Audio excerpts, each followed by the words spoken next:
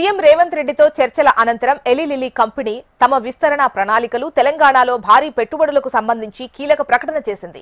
రాష్ట్ర ప్రభుత్వం అందిస్తున్న సహకారంతో దేశంలో అధునాతన తయారీ యూనిట్ ఏర్పాటు చేస్తున్నట్టు వెల్లడించింది. హైదరాబాద్ లో ఏర్పాటు చేసే మ్యానుఫ్యాక్చరింగ్ క్వాలిటీ హబ్ తమకు అత్యంత కీలకమైందని కంపెనీ ప్రకటించింది. ఇక్కడి నుంచే దేశంలో ఉన్న ఎలి లిల్లీ కాంట్రాక్ట్ మ్యానుఫ్యాక్చరింగ్ నెట్వర్క్ సాంకేతిక పర్యవేక్షణ, నాణ్యతా నియంత్రణ, అధునాతన సాంకేతిక సామర్థ్యాలను అందించనుంది. కొత్త హబ్ ఏర్పాటుతో మన రాష్ట్రంతో పాటు దేశంలో ఫార్మా రంగంలో పనిచేస్తున్న వేలాది మంది ప్రతిభావంతులకు ఉద్యోగ అవకాశాలు లభిస్తాయి. వీలైనంత తొందరలోనే కెమిస్టులు, అనలిటికల్ సైంటిస్టులు, క్వాలిటీ కంట్రోల్ మేనేజ్మెంట్ నిపుణులు, ఇంజనీర్ల నియామకాలు చేపట్టనున్నట్టు కంపెనీ ప్రతినిధులు తెలిపారు. అమెరికాకు చెందిన ఎలి లిల్లీ కంపెనీ 150 ఏళ్లుగా ప్రపంచవ్యాప్తంగా ఔషధాల తయారీ రంగంలో విశేషమైన వైద్య సేవలు అందిస్తోంది.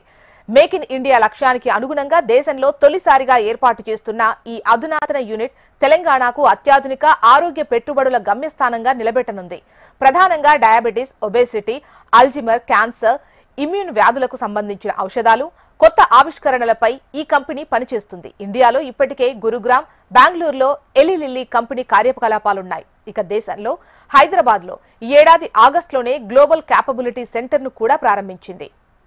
విస్తరణలో భాగంగా ఎలి లిల్లీ కంపెనీ భారీ పెట్టుబడులకు ముందుకు రావడం ఆనందంగా ఉందని, తెలంగాణకు ఇదొక గర్వకారణమని సీఎం రేవంత్ రెడ్డి అభిప్రాయపడ్డారు. తెలంగాణపై నమ్మకం ఉంచినందుకు కంపెనీ ప్రతినిధులను ఆయన అభినందించారు. పెట్టుబడులతో వచ్చే కంపెనీలు, పరిశ్రమలకు తమ ప్రభుత్వం అన్ని రకాలుగా మద్దతిస్తుందని సీఎం స్పష్టం చేశారు. హైదరాబాద్ ఇప్పటికే దేశంలోనే ఫార్మా హబ్ గా పేరొందిందని, ఇప్పుడు ప్రపంచం దృష్టిని ఆకర్షిస్తోందని చెప్పారు. 1961లో ఐడిపిఎల్ స్థాపించినప్పటి నుంచే హైదరాబాద్ దిగ్గజ ఫార్మా కంపెనీలకు చిరునామా మారిందని, ప్రస్తుతం 40% బల్క్ డ్రగ్ హైదరాబాద్ లోనే ఉత్పత్తి అవుతోందని గుర్తు చేశారు. కోవిడ్ వ్యాక్సిన్లను కూడా హైదరాబాద్ లోనే తయారు చేసిన విషయాన్ని ఎలి లిల్లీ కంపెనీ ప్రతినిధుల దృష్టికి తీసుకెళ్లారు. ఫార్మా కంపెనీలను ప్రోత్సహించే ఫార్మా పాలసీని ప్రభుత్వం అనుసరిస్తోందని చెప్పారు. జీనోమ్ వ్యాలీలో ఐటీసీ సెంటర్ ఏర్పాటు చేస్తున్నామని, జీనోమ్ వ్యాలీకి కావాల్సిన సాంకేతిక సహకారం అందిస్తామని సీఎం రేవంత్ రెడ్డి హామీ ఇచ్చారు. ఇక హైదరాబాద్ లో ఎలి లిల్లీ కంపెనీ విస్తరణ తెలంగాణలో పరిశ్రమల విస్తరణ తీరును ప్రతిబింబిస్తోందని ఐటీ పరిశ్రమల శాఖ మంత్రి శ్రీధర్ బాబు అభిప్రాయపడ్డారు.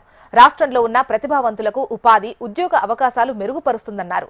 ఎలి లిల్లీ విస్తరణ ఫార్మా రంగానికి కొత్త ఉత్తేజం అందిస్తుందని, ఇప్పటికే లైఫ్ సైన్సెస్ రంగంలో తెలంగాణ వేగవంతమైన వృద్ధి సాధిస్తోందని అన్నారు మంత్రి శ్రీధర్ బాబు.